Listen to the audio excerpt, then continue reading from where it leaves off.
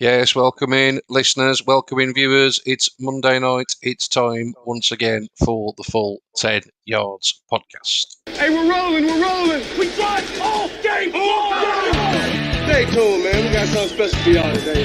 You're listening to the Full 10 Yards podcast. To the 10, right to the 5, scooting in for the score. Touchdown. Yeah! I do love the fact, fellas, that since we've started doing this live, you all now get to listen along to the jingle, and the viewers won't see this, but I can see you all just nodding your heads in the background. It's lovely to see, fellas, lovely to see. Let's welcome the boys in to the show this Monday evening. Let's start top left of your screen and welcome in Kieran, all the way from the States. How you doing, buddy? Well, as you can see by my T-shirt, you know I'm in a foul mood. We're back. Yeah, we've gone home again. Yeah, not a good day for the Patriots. We'll get onto that. Another man probably not in the best of moods after his newly adopted team also lost this weekend. Let's welcome him in. Anyway, Lawrence, how are you, matey? Don't blame it on the sunshine. Don't blame it on the good times. Blame it on the COVID. Yeah, just found out this evening that the Ravens have lost Mark Ingram and J.K. Dobbins to COVID for Thanksgiving. So, yeah, in an absolutely terrific mood, as you can imagine. Yeah, no, it's playing havoc with a few teams, to be fair, at the minute. COVID obviously on the rise in many parts of the States. Let's hope that obviously doesn't cause too many issues as we get towards the postseason. But like you say, we'll have some ramifications down the stretch, no doubt. And a man with a big smile on his face for the first time, it seems, in a few weeks, mate. The Cowboys in the win column. Good evening, Tim. How are you, my friend? Yeah, I hope you kept the seat warm for me. Just talking of great Hall of Fame intros, the quiz one, I just sing in everyday life, and people just wonder what the hell I'm doing. But yeah, love the intros personally. But yes, as you can see, sporting my new hashtag Always Jarwin jersey. I know David will enjoy that. Nice throw. I love the throwback. Like I said to you before we came on, love to go and get the helmet as well. And sporting the Always Jarwin today for the brand. Absolutely, mate. I, of course, sporting the Browns top. The Browns with a big win, of course, this weekend as well. We'll get on to all of it very shortly, fellas. Let's start off in the AFC. We said that the playoff picture there was a little bit muddy. I don't think it's necessarily been cleared up all that much over the course of one weekend, but obviously a few important results. And we'll start off, Lawrence, with the Sky game that did indeed feature the Ravens, 2 6-3 sides heading in, two sides that had been in the lead in their respective divisions at points of this campaign. But obviously now were both looking from the outside in, so to speak. And it went all the way to overtime, but ultimately, mate, with the Tennessee Titans getting the big win on the road at the Ravens. Talk us through it, buddy. Yeah, my God. I mean, what am I supposed to say? We're looking at a Ravens team that are currently colder than someone waiting for a bus in the East Antarctic Plateau between the summits of Dome Argus and Dome Fuji, which is in fact the coldest place on Earth, just in case you want to look it up. So the Ravens they've lost 3 out of their last 4. Not by necessarily, they haven't been blown out in any of them. They've lost by 4, by 6, and by 6, but 3 losses in the last 4 is pretty hard to swallow. I mean, and the whole thing started with a bit of bad blood with Malcolm Butler kind of, jawing at the Ravens head coach, John Harbaugh. There was a bit of a altercation on the halfway line, just kind of, in warm-ups, and it kind of just went downhill from that, ending in the Beaver. And I don't know if anyone watching knows why I call Derek Henry the Beaver, but whatever that thing is that's sticking out the back of his neck, it just makes me think of a beaver's tail. So that's why I call him the Beaver. So we've got the Bedfordshire Bomber and the Beaver. Got the alliteration here.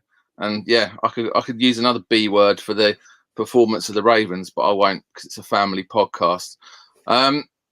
So yeah, it was the Beaver that weaved his way for an absolutely gassed Ravens defense for that walk-off overtime winner. As expected, game started off pretty tight. Teams kind of knocking lumps out of each other. 2 Ravens field goals, 1 Titans field goal, and just 1 touchdown apiece in the first half. 14-10, Ravens take the halftime lead. And then you're starting to think, there's some shoots. There's some green shoots coming up. The Ravens are looking to suddenly kind of come into a bit of form. Lamar Jackson, who again was still looking pretty abysmal, still had minimal passing yards, throws an absolute beauty to Mark Andrews, 31-yard touchdown, and you're thinking, my God, that Lamar Jackson has got a touch, and Mark Andrews is arguably the second best tight end, obviously behind Travis Kelce, but Mark Andrews is an outstanding tight end. It's just a shame that there's another AFC tight end that happens to be better than him. So there we were, Ravens, 11-point lead, and you're thinking, right, this is all they got to do is settle the ship, keep the run game going, and they can ride this one out. And then it just started going wrong. Then suddenly Ryan Tannehill kind of clicks into form. Derrick Henry's been pounding away, getting kind of 3 yards a carry, not being very effective. But then then kind of 2 field goals later, after Gostkowski had kind of finished off drives, and this is the good Gostkowski, because arguably half the games Gostkowski's been the awful Gostkowski, and then the other half he's looked like the Patriots kind of Super Bowl winning kicker. But then comes the play, one of the plays of the season, when AJ Brown catches that pass and evades not 1, 2, 3, 4, 5, or 6 tacklers. He evades 7 tacklers to get to the end zone, as he kind of went beast mode on that touchdown, and what he managed to do after the catch, when arguably fun seat there, where Marlon Humphrey and Marcus Peters, I think it was Marcus Peters that should have made the tackle there, failed abysmally, and AJ Brown goes in, gets that touchdown, and then bless Ryan Tannehill, he's left completely all alone. The entire Ravens defense bit on the 2-point conversion. Ryan Tannehill just kind of mazes on in, does a little skip and a hop as he gets into the end zone for that 2-point conversion. It's 24-21. You're thinking the Ravens are they've had it. And then again, Lamar Jackson kind of wakes up, really, really quick, big chunk drive, manages to get that into field goal range with about 15 seconds left. Justin Tucker, who's automatic, takes it into overtime. Don't forget that the Titans defense had absolutely no pass rush for the entire game, goes into overtime. Ravens get the ball, first down, 2 yards, second down. The Titans get their first sack of the entire game. And then that's it. The third down, they didn't risk it. They didn't go for anything long because they're kind of deep in their own territory. Dumped it off to J.K. Dobbins. He gets 9 yards. That's it. Punt, ball back. Ryan Tannehill wakes up, and then the Beaver just gets that ball and runs about 30 yards. Does a very interesting kind of zigzaggy pattern in terms of getting to the end zone. But yeah, big game for the Titans. Big win for them. And I think it's absolutely scary when the Titans' best weapon took almost 3 quarters to find his kind of sports gear. But when he decided to come out of neutral, I don't think a road full of stingers would have stopped Derrick Henry from scoring. And then what end up with for the Ravens? Nice, easy game in 4 days. Thursday night football in front of the entire world against the 10-0 Steelers. Now with your starting 2 running backs lost to COVID. So, yeah, looking forward to it. Just one little question. Is the Ravens season over, gents? What do you think? But just before we all answer that question, I can't help but notice your little puppet behind you, and I can't help but just say the pun that the Steelers are probably going to sweep the Steelers. Ooh. Hey. He's here all week, folks. He's here all week. 90s TV at its best. Indeed, mate. I think in terms of your question there, Lawrence, I think, we talked about this last week in terms of how important this game was for both sides, obviously, with that 6-3 record. I think that the concerning thing for Baltimore, and like you say, they haven't been blown out by any stretch of the imagination in any of these losses that you've mentioned. They also haven't looked overly impressive in any of the recent wins that they've had either, and that's the thing that you've commented on. They've seemingly been stuck in second or third gear and have looked vulnerable to this kind of defeat and this kind of performance. Like you say, Derrick Henry, for the most part, was bottled up. His final stat line, reads relatively impressive: 28 carries for 133 yards. His long incidentally was the 29-yarder to win the game in overtime. We're accustomed to Derrick Henry sort of motoring for big gains down the field, aren't we? But I think the AJ Brown play, that to me is everything that is not a Baltimore Ravens performance. You associate them with tough defense, with solid tackling, and ultimately when the offense is struggling, and I know me and you've gone backwards and forwards on Lamar. I've always been of the we've had the odd disagreement. I've always been of the opinion that he's what he is. He's a run-first quarterback. There's nothing wrong with that. But if for me, just embrace that. That's what he is. I think this concerted effort to turn him into the pocket passer, even. I don't think it's the way to go, particularly when you look at the weapons that he's got at his disposal. I mean, the fact that they're activating Des Bryant, who hasn't caught a ball in 3 years, kind of tells you all that you need to know about where the Ravens are from a passing attack point of view. And it will be really interesting to see how indeed they do bounce back.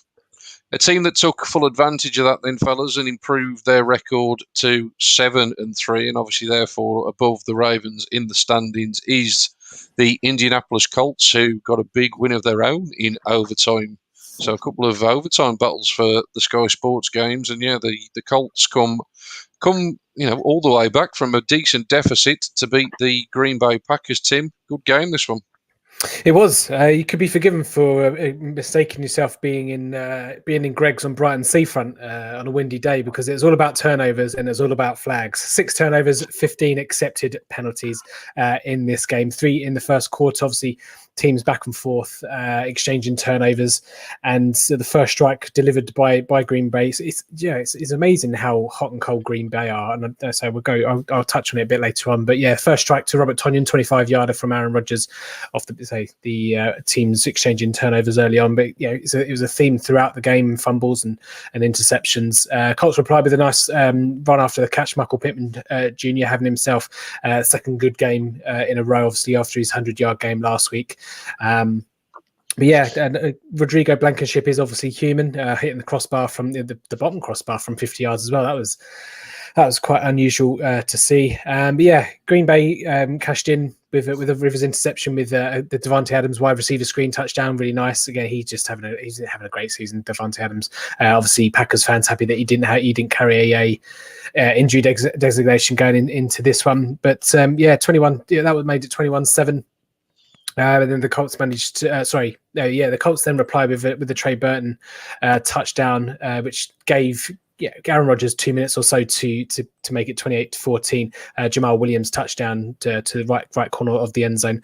And then apart from that, I don't know what they had at halftime. Like in Space Jam where they have that magic water, I think they had the opposite, because they just went absolutely missing in the second half. 3 points in the second half from the Packers. Absolutely crazy, but again, Jack Doyle touchdown from in the back of the end zone, and a couple of Blankenship field goals tied it up, and then Marcus Valdes-Scantling made a great play, 45-yard bomb or something, but 3rd and 10 in the 2-minute drill to get it down towards field goal range, which obviously took it to overtime. And then Valdes-Scantling, he's had these ups and downs with Rodgers. He's been getting daggers, but he's also been okay the last couple of weeks, but obviously the daggers have returned.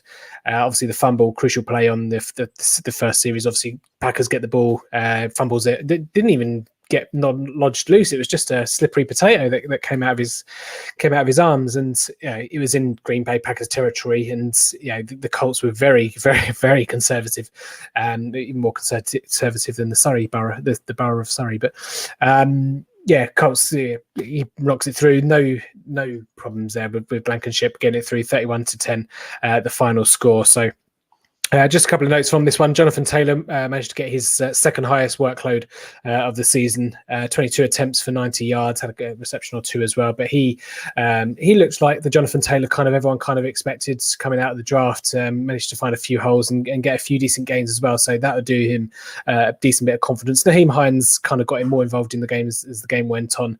But Jonathan Taylor certainly will be happy with his performance. But just to touch on Green Bay, this season, they're so so hot and cold. Let's say 28 points first half, 3 points in the second half. This one, if you go back to last week's game versus Jacksonville, the first and the third quarter 0 points, but in the second and fourth quarters touchdowns and a couple of touchdowns. And it's I don't know what it is with Green Bay. It just seemed to be hot. I don't know if it's Aaron Rodgers' demeanor. He's just kind of not exactly bringing the game into disrepute, but yeah, very, very, very strange. But yeah, Packers, despite obviously not the hugest of losses in terms of it's a cross-conference game, but obviously with the Saints winning, they've obviously now kind of going to have to play to their lead a little bit and see what the Saints do. But yeah, Packers. I'd be more concerned about the hot and coldness, and you're not going to win too many January games if you bring that kind of form into the playoffs. I would give a lot of credit though to the Colts defense for adjusting in the second half. Darius Leonard, the inside linebacker, is a monster. Absolutely love Darius Leonard, and even Anthony Walker, who's kind of his kind of partner in crime, is a fantastic middle linebacker as well. And that secondary seems to be getting better and better. Rock Ya-Sin, another classic name there, Sean. Rock Ya-Sin. He's, he had a pick, and I think that Colts defense is going to take them further than what Philip Rivers, is going to take them. So that Colts defense can win games, and I think they just got kind of knocked early, and that 28 points in the first half, they probably went, oh my God, let's just wake up now. And yeah, a cup of Space Jam Cola or whatever it is Tim's referring to. No Magic idea, water. but they probably all had a sip of that. And I just think that Colts. I just love.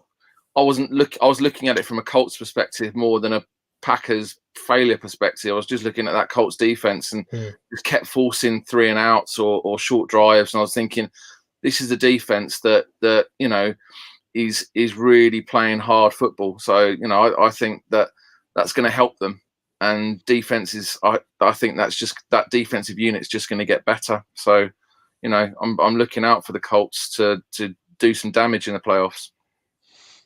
Yeah, we've obviously got Colts Titans Take 2 coming up this week as well, which is obviously, it was a huge game, a week ago. It's still a huge game a couple of weeks on. Obviously, the Titans will be looking to sort of even out that tiebreaker.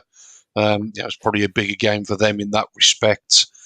Just in terms of Green Bay, Tim, to your point, again, I don't think there's anything to be overly concerned about. They're certainly going to be heading to January to play, meaningful football. I think they need to find the other Aaron, to be honest. You mentioned Aaron Rodgers there. Aaron Jones has become a big weapon for this team in the past 18 months, but, he carried an injury designation for a couple of weeks. He was brought back, hasn't really looked the same since. And in a game where you have got a lead, particularly on the road, particularly at this time of year, you want somebody then to start, icing the clock, running that. It's not the normal Green Bay way. I get that. It's all about Aaron Rodgers through the air. But this for me was a game, that they would have wanted to have leaned more on the run if it had been going. But to Lawrence's point, Indianapolis, fantastic defense. So 2 good sides there, though, and I'm sure we'll be seeing a lot more of them. The other 2 sides that we're going to focus on in this little section, I'm going to kick it over to Kieran, is the Sunday night football game. And we're talking here Chiefs against the Raiders. I was just saying, boys, before we sort of hit the record button, I woke up at about 4 in the morning and managed to catch the last 4 or 5 minutes on my phone. So I thoroughly enjoyed the last 4 to 5 minutes. I caught some good action in this one. But Kieran, I think it was a belter of a game right up to that point anyway, wasn't it, mate, to take us through it?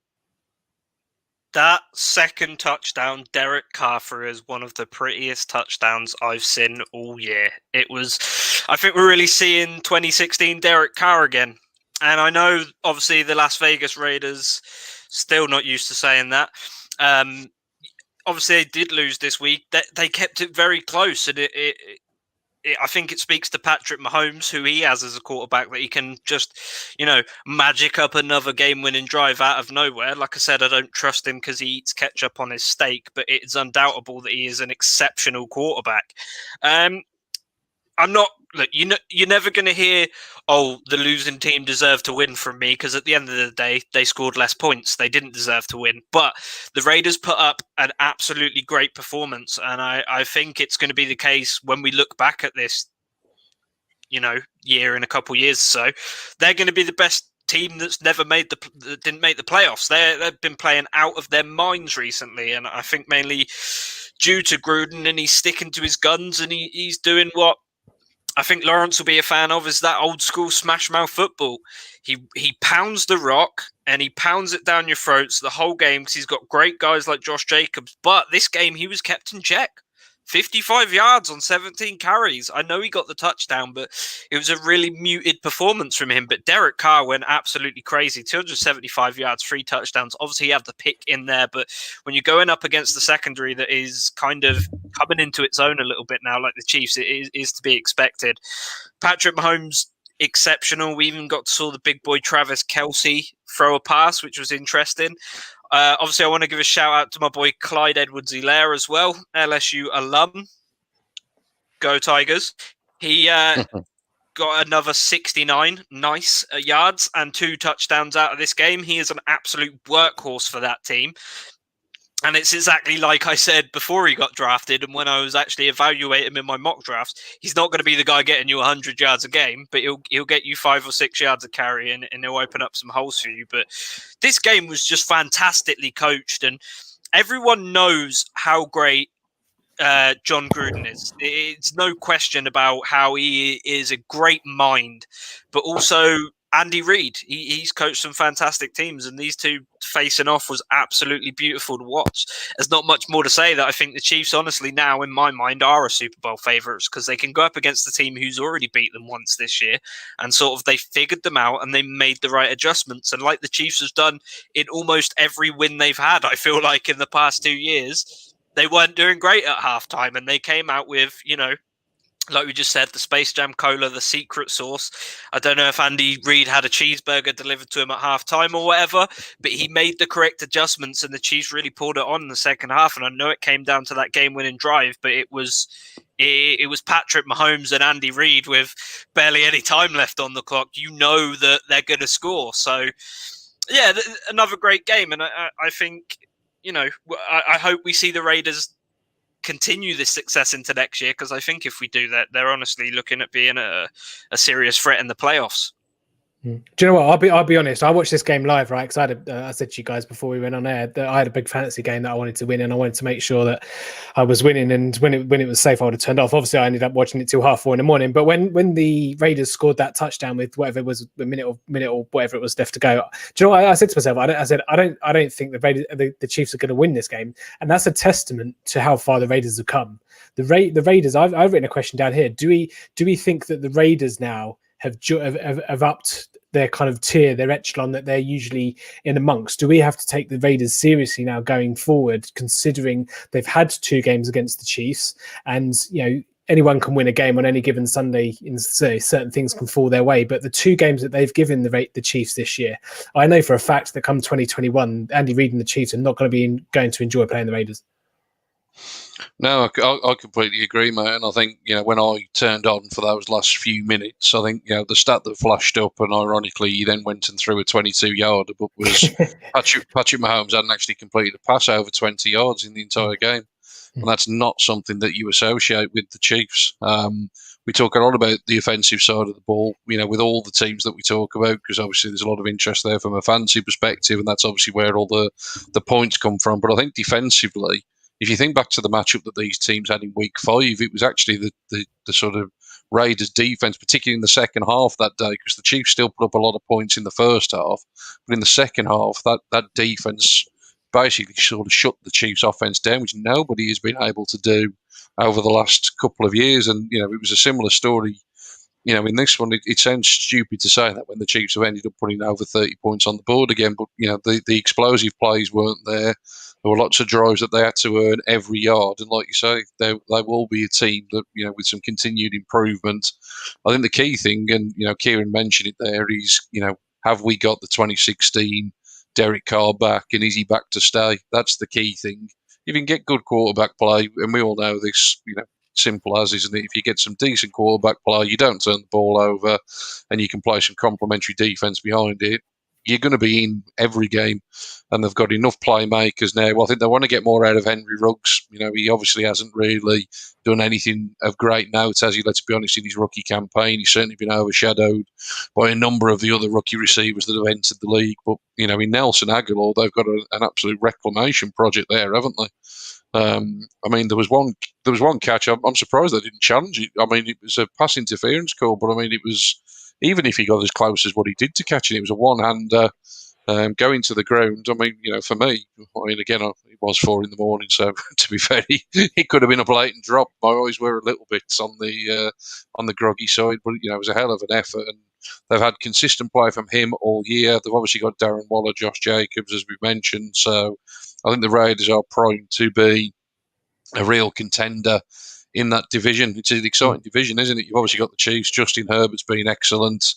You know, and I think everybody expected quite a bit out of Denver. We'll get onto them pulling out a huge win, but, you know, they've obviously got a good young nucleus to build around as well, so it could be a real good division. Does anyone remember 3 months ago, everyone was wondering whether Marcus Mariota was going to start over Derek Carr? Yeah. He's a good backup, to be fair. He's certainly a good backup. There's plenty of team. Let's put it this way. There were some quarterbacks that started yesterday that you'd rather have Marcus Mariota starting. Let's put it that way. Ryan Finley. It moves us on nicely, boys, actually, to the roundup of the rest of the stuff that came from the AFC side of the playoff picture. So let's stick the scores up as we go through them. There they are on the bottom of the screen. Brings us nicely, of course, that link on terrible backup quarterbacks to the New York Jets and Joe Flacco. 28 points on the board, but the Chargers with 34. Absolute explosion out the door from Justin Herbert and Keenan Allen. I thought they were on for a record day after 7 catches for over 100 yards in the first quarter. Slowed a little bit from there, and the Chargers, as they always do, ended up in a one-score game, even though they could have probably blown the Jets away completely. So the Jets still winless. The Steelers 27, the Jags 3. 4 interceptions in this one from Jake Luton. A little bit unlucky, it's got to be said, with the first one, which was, to be honest, probably the game changer. A couple of minutes before halftime, the Jags driving, only down 7 at that stage. A deflection that ended up as a pick, and Pittsburgh turned that into points. And it was all over from there, wasn't it? Let's be honest. And the final score just ticking across the bottom of the screens. The Patriots 20, the Texans 27. The mini revival in New England comes to a bit of a grinding halt. In all seriousness, though, fellas, we have talked, haven't we, for a number of weeks now, that the Texans, it's unbelievable that their record is what it is, with the level of play that Deshaun Watson is actually producing week in and week out. And he was absolutely stellar yet again yesterday, wasn't he? Really, really good day. Ran one in, lowered his shoulder. Just a real excellent play. He's played some good football all year, and I'm sure that there's better days ahead for the Texans. They've obviously got an off-season, where they obviously need to bring in a new general manager and start repairing some of the damage. It's going to take a couple of years to do that. They obviously haven't got many assets to play with, have they? But, with Deshaun Watson around, they're certainly going to be there or thereabouts, if he continues playing at the pace that he is.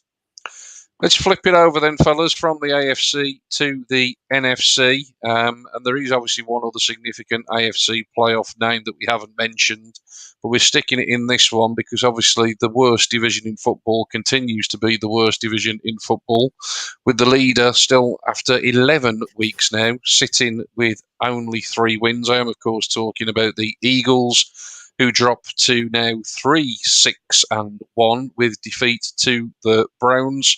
Lawrence, I'm sure you're probably going to ask me for my opinions of it as I watched it, but just take us through it quickly, buddy, from your perspective.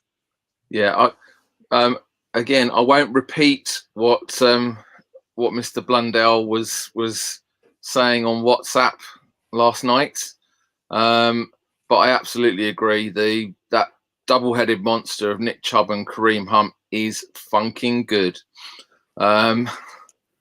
Chubb had his second consecutive 100-yard game, 4th of the season, and considering he's spent a chunk out recovering from injury, is great, and he's averaging an absolute eye-popping 6 yards a carry. And whilst that rushing success may not have come early in this game, good things come to those who wait. Another big 50-yard rush ripped off by Charbonnet, and a finisher, another absolutely special touchdown from Kareem Hunt, who went airborne. I don't know if you want to do an impression of Michael Jordan, seeing as this seems to be a Michael Jordan tribute podcast today, but he definitely did an air hunt, whatever one of those is called, and did brilliantly to get that touchdown. And this is an Eagles team now that has lost 4 out of their last 6, but are somehow in an absolutely insane division. In normal circumstances, you stick a fork in the Eagles at 3-6-1. But ladies and gentlemen, this is the record at the top of the division. So all 4 teams with 3 wins. I mean, reality is the Eagles might actually suck harder than a Dyson Expo, but let's give credit to a Browns defense who've allowed just 40 points in the last 3 games. And that garbage touchdown to Dallas Goedert, who's come back from injury, and good luck to Dallas Goedert on his kind of recovery, to make the score look somewhat respectable, really wasn't. This was a dominant Cleveland performance. And it was absolutely fitting that Wentz's 13th interception of the season, and he's thrown 14 in total. So his stat line reads 14 touchdowns, 14 interceptions so far. His 13th interception went back for a pick 6. Another beautiful name. I think the Cleveland Browns just pick players based on their incredible names. Sione Takitaki, absolute stunner. It's lovely. I love seeing 44. 44, the number 44 shirt is just, I think it's a beautiful number. It's a full-back number, kind of not a defensive back number, but it was great to see a 44 marauding through the field and getting that touchdown. And as Sean mentioned the other week, big game from Olivier Vernon, 3 sacks, 3.5 tackles for loss. And gents, I think we're going to have this conversation. I think it's the right conversation to have. Is it time to bench Carson Wentz? Well, look, based on what we saw, yes. We've got vertical and horizontal. It's great. I can only comment on what I saw yesterday, and I'll let the boys come in and have their say in a second. Every time the Eagles dropped back to pass yesterday, it felt as though the Browns had got an opportunity, whether that was to make a sack, whether that was to create a turnover. It felt as though there were going to be good things happening for the Browns when the Eagles turned to the passing game. You know you have a real problem offensively if the opposing team feels that way, but that is genuinely how it felt watching it yesterday. The first half, the Eagles actually ran the ball pretty well, pretty effectively. Miles Sanders' final stat line, 16 for 66, but I think he actually gained about 55 to 60 of those yards in the first half. Second half, with the Browns in the lead, the Eagles essentially abandoned that, and Carson Wentz just so indecisive. The safety he gave up in the end zone, he held the ball forever, and you know as a quarterback that the pass rush is going to be after you. You know that obviously if it gets there, you're conceding points. He just looks a real shadow of his former self, and whatever excuses you may have offered him a few weeks ago when he was throwing to nobody in particular that you had heard of, you know, those excuses now really are a thing of the past. Like you've mentioned, Lawrence, he's got Dallas Goedert back, he's got Alshon Jeffrey back, Travis Fulgham, who's one of the guys that stepped up. I don't think anyone's complaining that he's sort of retained his position in the lineup. So I think that is a really, really good question to ask. Kieran, I think you were in agreement, Tim was in disagreement. So just quickly come to you two fellas for your take on it. Kieran, let's come to you first. You're in the camp that it's time to put Carson on the bench. Why is he still on the field? This is a legitimate question. He is trash.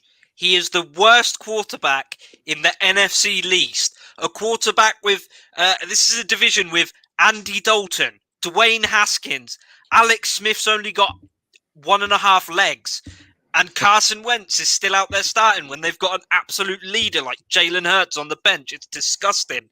He's indecisive. He tries to do everything himself. His ego is so huge, he can't even just take a play that Doug Peterson gives him. You have to make 800 audibles and speed check and do all this and that just to call out of it, just so he can be the hero. He's had enough. Doug Peterson needs to swallow his pride, take Carson Wentz out, and then maybe the Eagles can focus on winning some games. Because they're winning the division with 3 wins. They drew against the Bengals, and I know I love Joe Burrow, but the Bengals are a trash can team. The Redskins, a trash can team. The Cowboys, I'm sorry, Tim, but Whoa. Prescott, trash can team. This division is entirely the worst division in football. I'm pretty sure every team in that division right now would lose to an FCS team in college or even a high school team. They're that bad. So Carson Wentz is not an NFL starter. He has no business starting in the NFL. And if Doug Peterson wants to save any semblance of credibility, any shred of integrity he has, he'll start Jalen Hurts and maybe get the Eagles on the scoreboard without 17 interceptions. It's a fairly convincing argument, Tim. Kieran, if I ask you next week, will you tell me how you really feel? Don't hide your emotions next week if I come for your opinion. Come on, Tim. So my rebuttal here, what's Jalen Hurts going to do that Carson Wentz? Jalen Hurts needs a decent bit of time before he can take over this team. You've got injuries on the offensive line, which is not going to help. It doesn't matter who's going to be behind there. It's like with Dallas. It's like with any team that has a crap offensive line. It doesn't matter who you put you back there and what plays you dial up. You're going to struggle. You're not going to change. You're not going to change the fortunes of the team by putting Jalen Hurts in over Carson Wentz. So, like you say, Sean, in that game, they ran the ball really well. And if it wasn't for Miles Sanders' fumble early on, it could be a whole different story. Like I'm not saying that the Eagles would have won. And yes, I hate Carson Wentz. I'm not a Carson Wentz fan, but changing him up now and putting Jalen Hurts in, you're benefiting the team because you're having to swap everything over. You're having to adjust your play calling. And yes, the play calling has been trash. And Carson Wentz has dithered on the ball. And like I say, he sat in the end zone like a scarecrow, waiting for the Crows to come and sit on him for that safety. But taking Carson Wentz out, Carson Wentz gives you the best chance to win the games. Jalen Hurts at this point of the season doesn't give the Philadelphia Eagles the best chance to win. You lead on the run game because despite the offensive line troubles, you still have you can still run the ball effectively. I know there was no Myles Garrett, but against a Browns run defense, it isn't too bad. Absolutely, like I say, dominated the run game and just did whatever they wanted. And if it wasn't for a turnover, it could have all played out differently. I just don't see what Jalen Hurts won't change any of the results that Carson Wentz is on there. I've got to say it. I'm opening the Hurt Locker. Yes. Let's carry this on offline, boys, because we've obviously got a differing of opinion. The real story here, fellas, is that Cleveland Browns are 7-3. 7-3.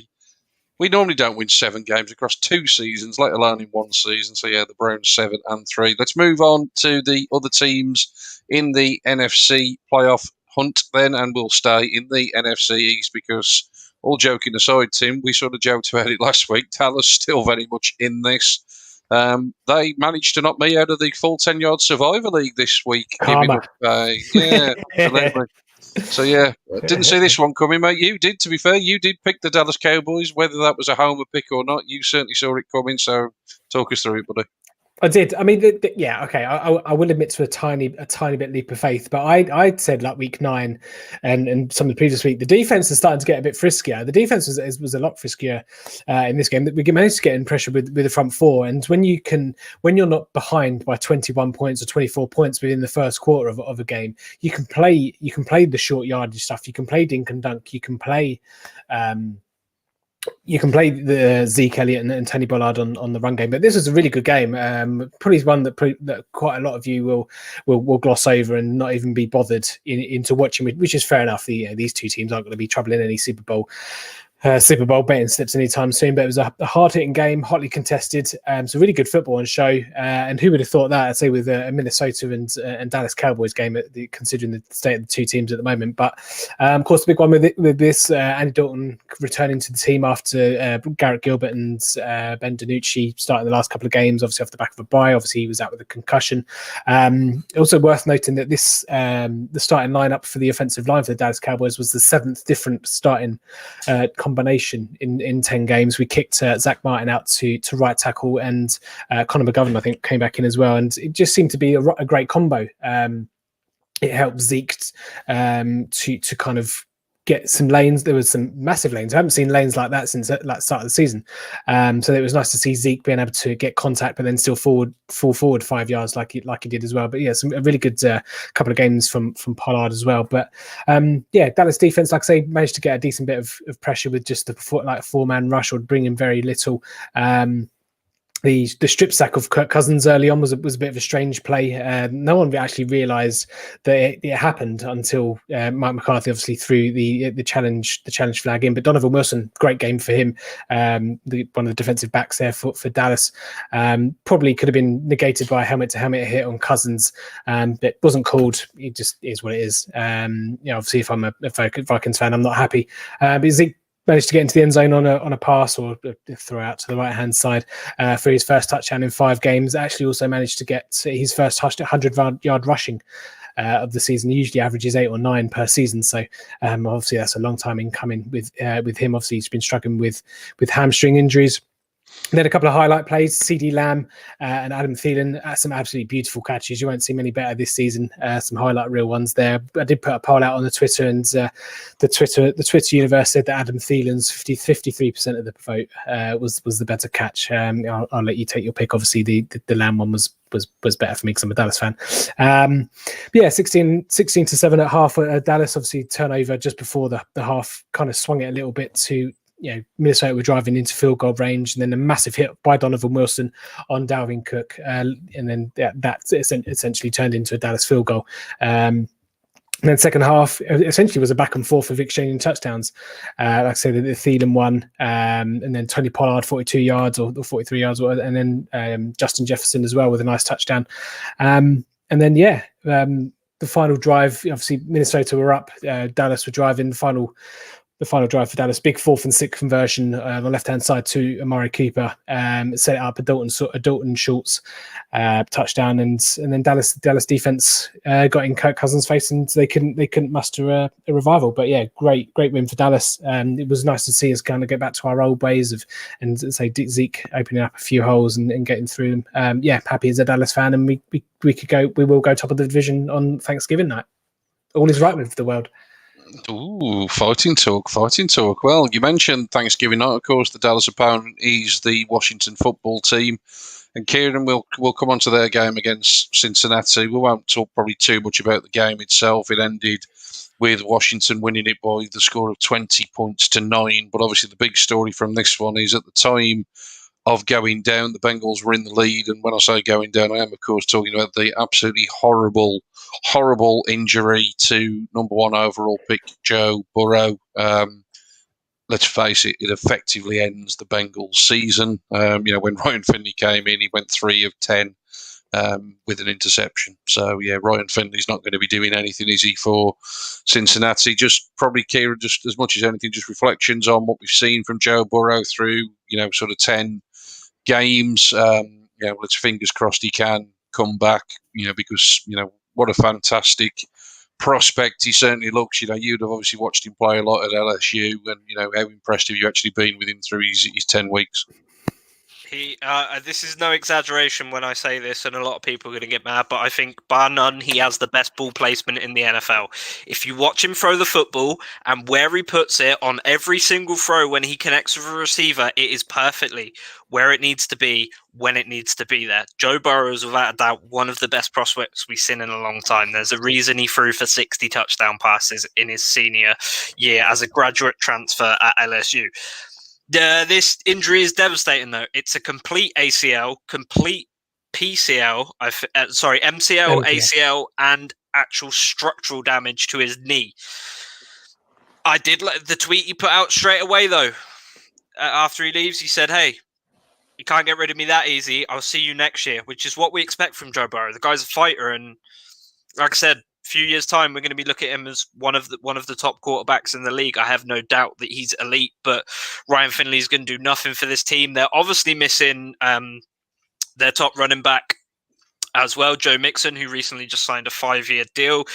Giovanni Bernard's got a fantastic moustache, but I don't think that's enough to carry a team on. So, it's very tough loss for the Bengals, and I don't think they win another game from here on out this season, because the only person even keeping them in games was Joe Burrow. He is just, he's a talent. So it's a sad loss for the Bengals, but the city of Cincinnati still has Skyline Chili and Cincinnati Bearcats to keep them going through the next few months. So we will see Joe Burrow back next year, and if he is anything like he was at college, anything like he was at high school, anything like he has been his whole life, he'll come back way better, and he will look to say, hey, a lot of people are probably thinking my career's over after this, but I think he'll have a real big chip on his shoulder. And I'm not really going to talk about the Washington performance, because like we said earlier, it's the NFC least, and they got a quarterback with 1.5 legs. Alex Smith, I love you, but you shouldn't be playing football, man. You should be at home with your family and sort of taking care of yourself. They had a very muted performance. I will say, though, obviously Antonio Gibson looked fantastic on the ground, nearly hit 100 yards, and he had a touchdown as well. But that was it. That was basically the bright spot. Obviously, you got the usual suspects like Terry McLaurin and J.D. McKissick out there doing stuff, but it just, it's a very dull game. It was honestly looked like two teams that hadn't played all year after Ryan Finley came on. So it was it's kind of a struggle to watch, honestly, which is why I mainly caught most of it on Red Zone. So we will. Yeah, it is just not the best game, and I wish Joe Burrow a speedy recovery, because as a diehard LSU fan, that was honestly one of the toughest things I've seen all season. And I've had injuries on my team as well, so that shows how much respect I've got for that young man. Yeah, I think we all absolutely echo those words. Fingers crossed that he does come back. It's obviously going to be a long road back to recovery. It could be that even if he does come back, he may well not be fit for the start of next season, and then obviously, playing catch up then in terms of, building chemistry with the team and obviously getting back into it. As ridiculous as it sounds to say this sitting here in November of 2020, it could be 2022 before we see the real Joe Burrow back again. I'm going to round up the rest of the NFC shortly, but Lawrence, you just wanted to make a quick point? Yeah, just a tiny one. It's in terms of quarterbacks recovering with Alex Smith, it's actually his first win in 2 full years. So just, credit where credit's due to Alex Smith. It was it's a pretty rotten way to win a game, but it's still a win nonetheless. And, even though I'm totally agreeing with Kieran, I think, Alex Smith, I just fear that one hit and he, something serious could happen. But realistically, he is the best Washington quarterback that's out there at the moment. And, he's come off the back of the first time he's ever thrown for 200-300-yard games in a row, or the 2 previous games, the first time he's done it in his career. And then he gets a win. So, there's a tiny little shred of momentum there. And with being in the NFC least, it's just kind of anything's possible. Anything's possible. Certainly is, and it actually makes Thursday night's game quite appealing for the neutral, to be honest. It is a meaningful game in that sort of late evening slot on Thanksgiving. We'll obviously get all 3 games back-to-back on Sky. Just breaking news as we're recording this, Adam Thielen has just been placed on the COVID list for the Vikings. Apparently he tested positive after the game yesterday. Hopefully that doesn't have any knock-on effects for the Cowboys, obviously on a short week. Also, but obviously, I think the defense would be right. They weren't anywhere near him in that game. You made the joke for me, mate. You made the joke for me. Let's move on to round up the rest of the NFC side of things then, and of course go back to Thursday. Cardinals 21, Seahawks 28. I really fancied the Seahawks in this one. I know most of you fellas were high on the Cardinals, but the Seahawks taking care of business on their home field. Kyler Murray suffered a bit of he took a big hit early doors, and it kind of limited what he did in terms of rushing, which is obviously such a huge part of their offensive game plan. And the Seahawks take over again at the top of the NFC West. The Detroit Lions. Oh my God, why do I ever trust Detroit Lions? 0 on the board against a second stringer in the Panthers quarterback, PJ Walker, former XFL MVP, indeed, PJ Walker. Absolute beautiful ball, a couple of beautiful throws, fellas. It's got to be said. Yeah, he had a couple of turnovers, but he had a really nice couple of connections with DJ Moore. His first touchdown to Curtis Samuel was a really nice throw as well.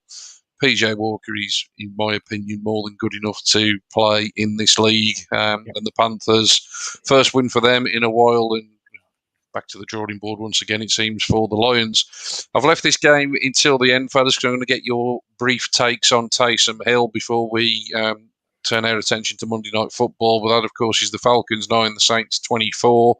Lots of talk throughout the week. I think everybody expected it was going to be Jameis Winston until it was announced on Friday that it would indeed be Taysom Hill that got the start. Ultimately, it's a win. He certainly contributed to the win. He obviously got a couple of touchdowns rushing, which was something that I talked about when picking my DraftKings team this week. I said that he would cause some damage on the ground, and he certainly did that. So obviously Drew Brees officially moved to IR, so we know this is going to be a situation for at least another couple of weeks, fellas. What do we think of Taysom Hill? Lawrence? I'm enjoying it. I'm enjoying it. You had all these little cameo appearances for the last couple of years, and that Sean Payton has wanted to unleash Taysom Hill in front of to give him more game time. But when you've got a future Hall of Famer as your starting quarterback, there's not really that opportunity to do that until Brees gets injured, and Brees doesn't get injured. So this is an unusual situation. So I've got to give a bit of love to Taysom Hill. He had a big touchdown pass call back. He was doing a lot of traditional dropbacks as well. He wasn't just kind of playing everything out of the shotgun. He was kind of taking direct snaps. Those 2 rushing touchdowns were great. I totally agree. I had him in a number of DraftKings teams as well. 4.8, I think he was. Dirt cheap for a starting quarterback. So that was entertaining.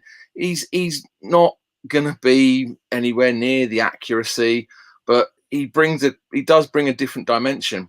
And that running game, I mean, as I said, he runs like a fullback. He runs like a tank. So it's hard to stop him. He's not running like Kyler Murray with the twinkle toes or the kind of the eel nature of Lamar Jackson. But once he puts a head of steam behind him, it's like trying to tackle a rhino. It's kind of like trying to tackle Mike Allstott, if you remember him, famous Buccaneers running back. It's kind of you don't want to go there.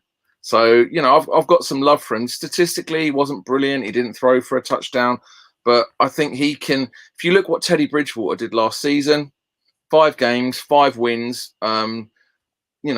What's to say Taysom Hill can't go 3-0 in his kind of appearance before Brees comes back? Yeah, every possibility. Any disagreement, fellas? I think he benefits from the kind of shiny new toy thing. Everyone remember when Carl Allen came in last year and lit it up, and then after a couple of games, everyone had some tape on offensive lineups and formations and all the rest of it, and then he gets sussed out, and I think he'll be shown for what he is. Yeah, it's like it's a nice little cameo. It's kind of like it's a nice change when you watch the news and you have a different anchor reading the news. It's like, it's nice for a couple of weeks, and then yes, it's like it's boring now. But yeah, I think what will help the Saints if Brees does come back in say 3 or 4 weeks time. I think it'll probably benefit them, because then by the time everyone's got tape on him and to suss out what the Saints are doing, he'll be yanked out and be back to his cameo role anyway. So it's probably not going to do any damage to anyone. But yeah, it's good. I'm happy for him. Obviously, a couple of rushing touchdowns. You can tell his grandchildren and all the rest of it. But yeah, I don't think it'll last too long.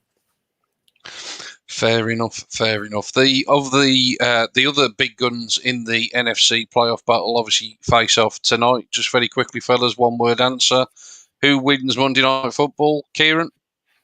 Rams. Tim, Rams. Lawrence. Hat-trick. Ooh, go on then. I'll be different. I'll go the Bucks. I think I have picked the Rams, but just to be a bit controversial, I'll just go different to you, fellas. I think it could be a good game though. So if anyone in the UK is staying up to watch it, hope it's a good one. In terms of the pick'ems, we are still to get a perfect week from anybody. 9 the leading score this week. A few of us got 9, including myself and Tim. Yeah, we're doing the brand proud, mate. David 2 still at the top, but only a 1 point lead now. So yeah, I'm third, I think. You are indeed, mate. I'm still ruining the week that I didn't submit my picks because I think I would be second. But anyway, never mind. We'll gloss over that one.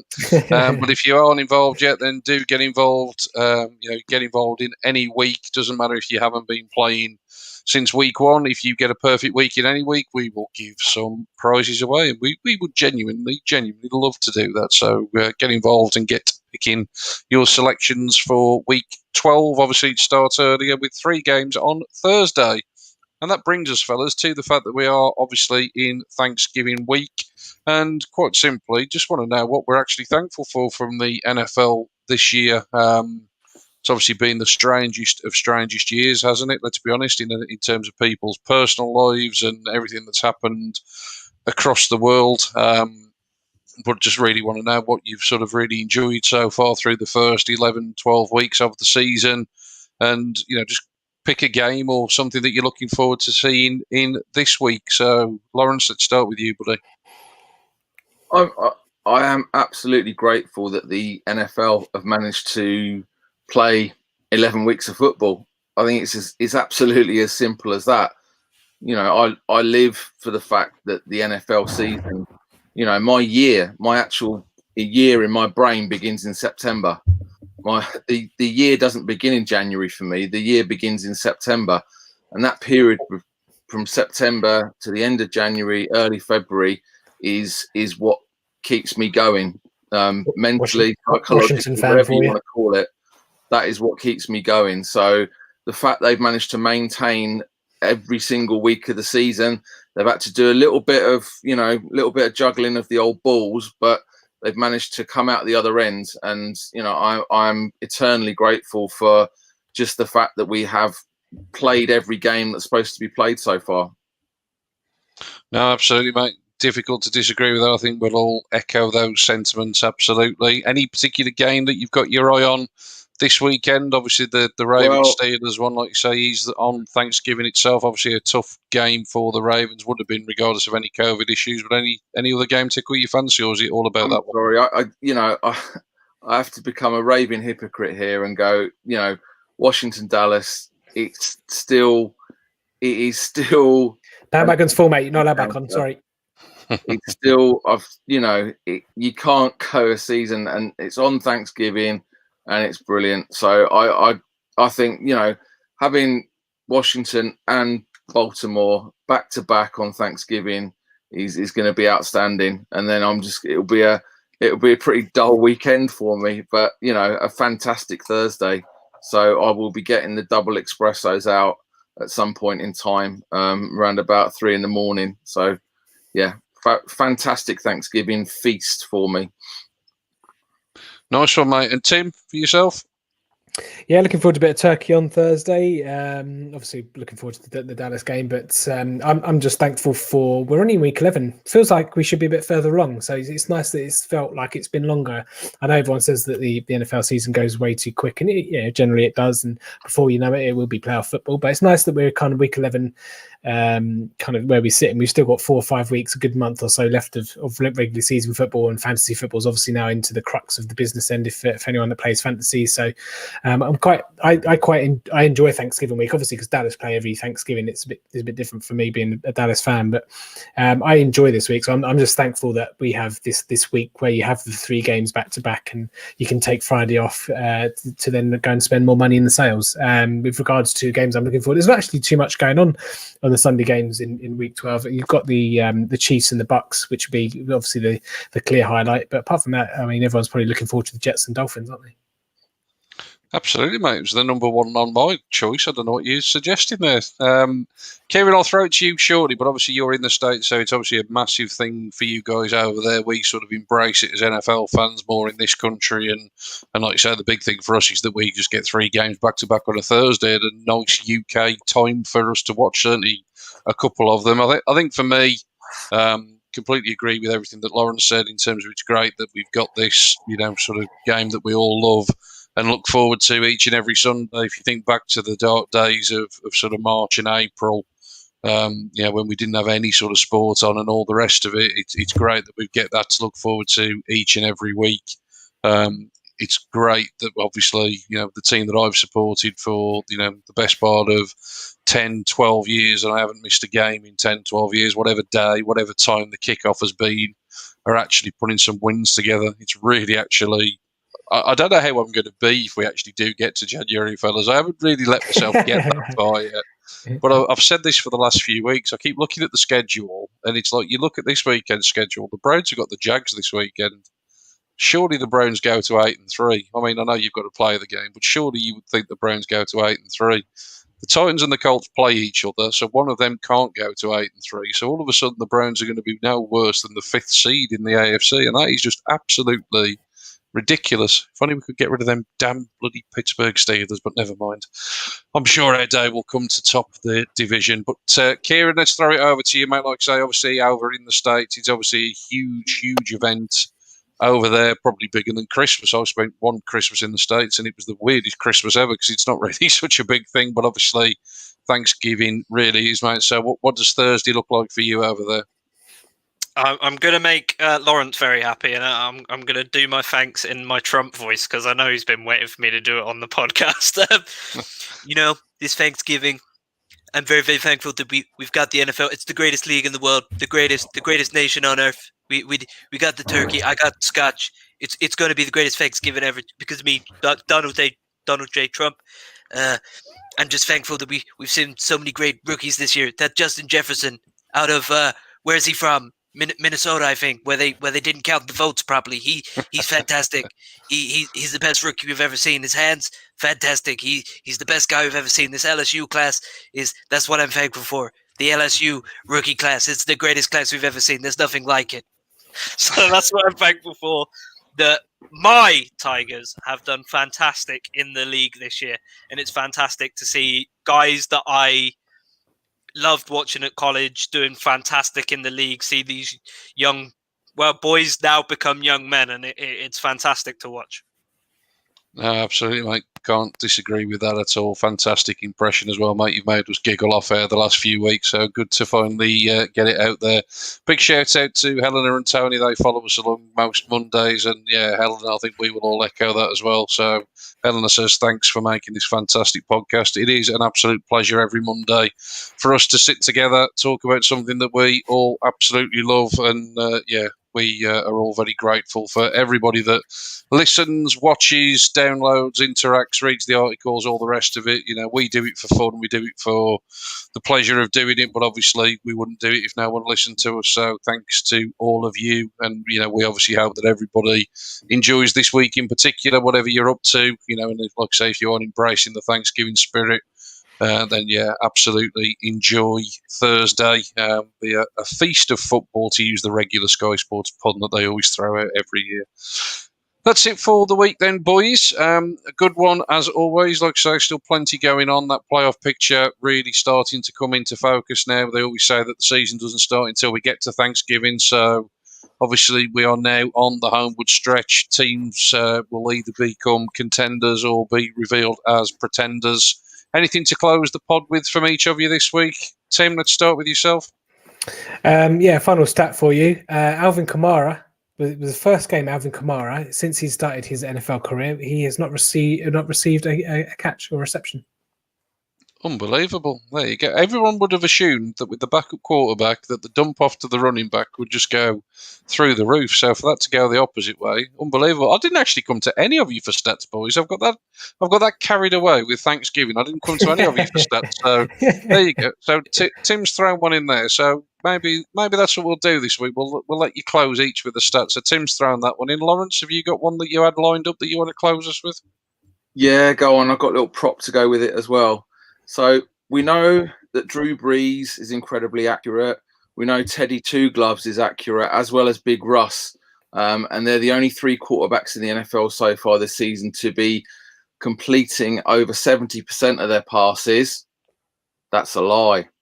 There's actually 2 quarterbacks that have completed 100% of their passes. One of them achieved that feat in week 11. Can you name either of the 2 quarterbacks who've completed 100% of their passes in the 2020 season? Quarterback. I was going to go the Titans punter. 2 quarterbacks. I thought I was going to say Brett Kern for a second then. 2 quarterbacks. And they're not like gadget quarterbacks. They're legitimate quarterbacks. I'm struggling to think who even came in just to like throw one pass this week. Blaine Gabbert, aren't they?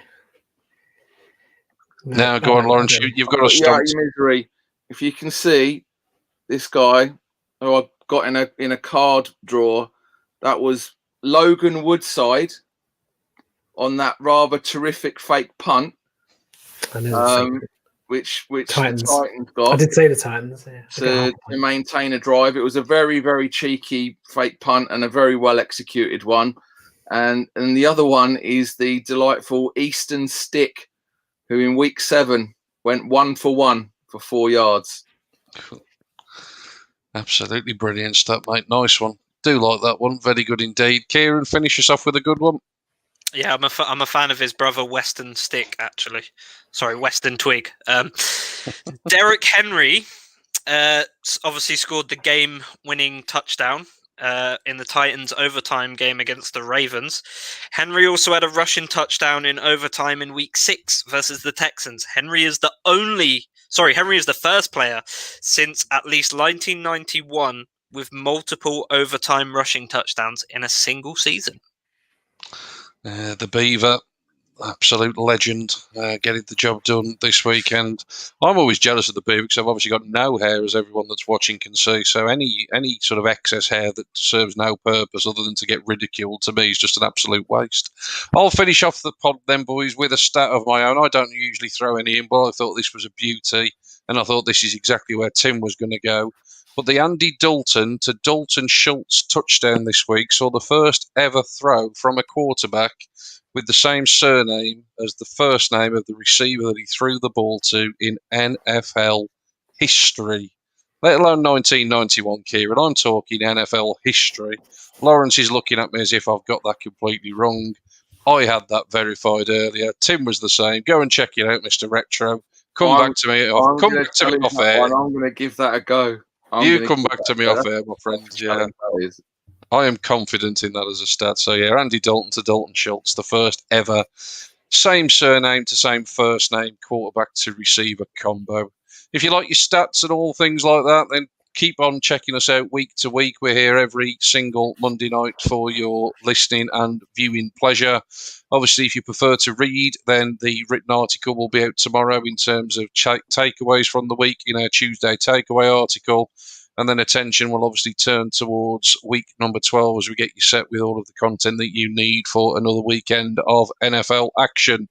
Other stuff, of course, as well from Full 10 Yards in terms of college, fantasy, and a very special edition of the quiz this week, airing hopefully tomorrow, where we will hopefully be taking on some of the guys over at the NFL UK fans. Tim, is that right? That is correct. Yep.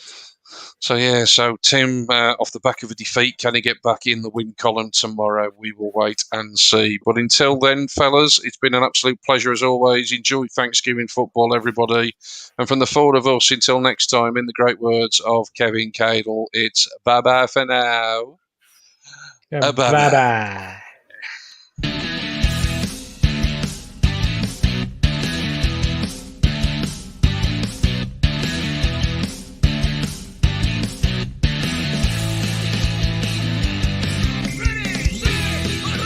Thanks for listening to the Full 10 Yards podcast. Follow us on Facebook or Twitter at Full 10 Yards or email the show full10yards@gmail.com.